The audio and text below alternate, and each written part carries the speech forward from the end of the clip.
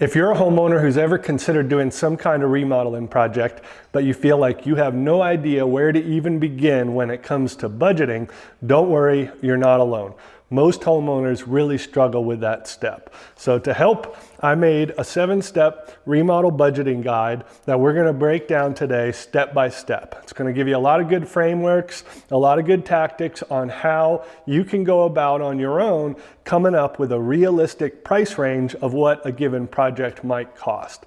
I've also linked this in a digital form down below in the description. You can click on that link and download it. Don't have to enter email, phone, nothing. It's just yours for free. So with that, let's get to it.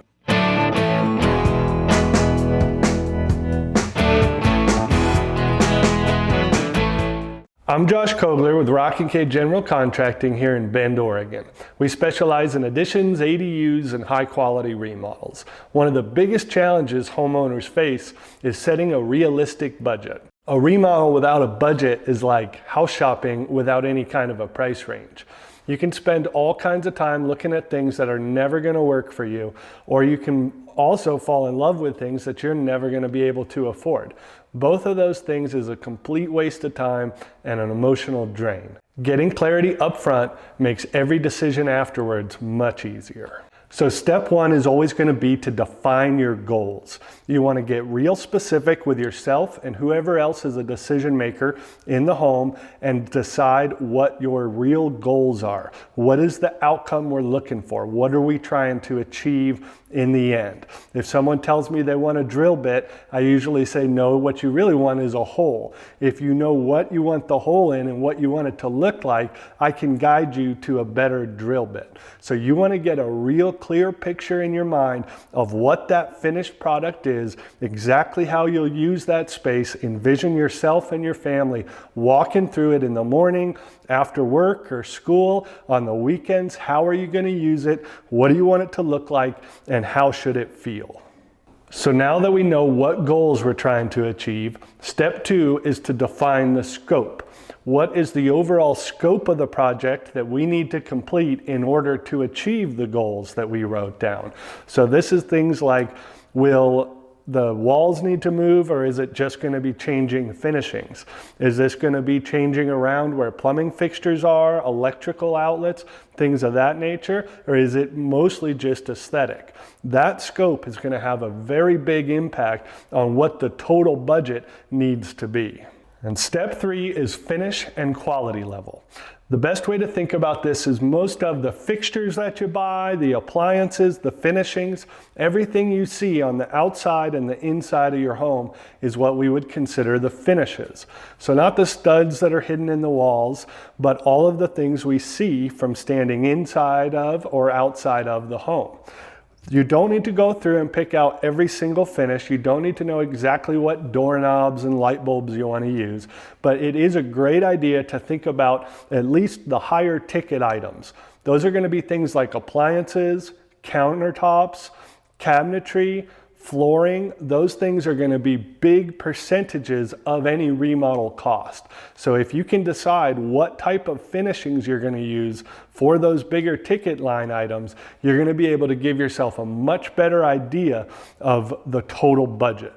That brings us to step four, which is to identify complexity factors. Some of these factors you're going to have control over. You're going to have the ability to impact in a positive way to help keep the price down. Some of them you won't have any impact on, but you do need to be aware of them. So these are going to be things like, are you going to be living in the home while the construction's taking place? That's going to change the complexity. To even add more complexity, is there a nap time that no noise can be made? That's going to change the complexity quite a bit.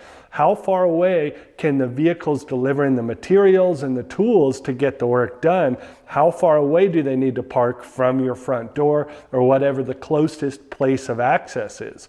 These are all things that can really change the overall complexity and therefore price. So you want to get your head wrapped around, give it a grade 1 through 10 on what you think it might be, on how complex your job will be, and think about all the ways you can impact that to keep that number as low as possible. So step 5 is to research your local price ranges. I put a heavy emphasis on local. Obviously things vary quite a bit by where you live, but you want to get local, you want to get relevant information. Some of your best sources would be as if you've got friends, neighbors, family members that live in your town and are having similar work done to a similar type of home. That's going to be the best data you can get anywhere out there. If you don't have that, you can reach out to some material suppliers, some subcontractors, some contractors. You can go visit some showrooms, try to do those types of things to get a decent idea. I obviously made a video about all the different price ranges of our 6 most popular products that you can check out if you do live here in Bend, but you really want to try to get information from people who've either had the work done or do the work and know what the real pricing is. If you find that that price doesn't work for you, then this would be a time you'd go back and revisit steps 1 through 4. Look at, can we make the scope less? Is there a way for us to change the complexity? Are we okay with a little lower level of finishes? If the answer is no, then now's not the time for you to do that project, which is quite all right. If the answer is maybe we could change some of these things, then those are the options that you could look into to get that price estimate down into a zone that's comfortable for you. And step 6 is to set your investment range. Again, this doesn't have to be a pinpoint number, but give yourself a range that you and whoever else is part of the financial decision-making process in your household feels extremely comfortable with. Please do not stretch yourself too thin. You will regret it. Make sure that this range that you set is something you feel comfortable with. And you'll have that then before you even talk to an architect or a builder so that you have something to look back on. That way you don't get caught up in the emotions of, ooh, I would really love that tub. You have that to ground you and to know we set this limit. We said this is what we would be comfortable with and we will not go beyond it. So step 7 is to compare your questions for builders. So when you can clearly communicate the scope you're looking for, what your main goals are, what type of finishings you want to have, you'll get a much better proposal from any builder. If you prepare these questions all beforehand and you give the same questions and have the same conversation with multiple builders, it'll give you a lot better chance of getting multiple bids that are actually comparable apples to apples. If you're kind of just going off of whatever you think based on what that builder said, then you can kind of go down a bunch of different paths. So you want to be the one in charge. It is your home after all. You're going to be the one that has to live in it. So have those questions, know what your goals are, what your expectations are, what type of finishing, and give that to multiple builders. And then you can get multiple bids back for review and compare those things apples to apples. So those are the 7 steps. I really believe if you follow those steps, you're going to be much better off. You're going to know what your real goals are, what you're trying to achieve. You won't get distracted by the shiny objects in whatever showroom you go and take a look at fixtures. So this way you'll have something grounded, you'll have that plan. You can always point back to that initial map that you created before you even started out on that journey. Again, you can download a copy of this for yourself. It is free, no information required. That's down in the description below.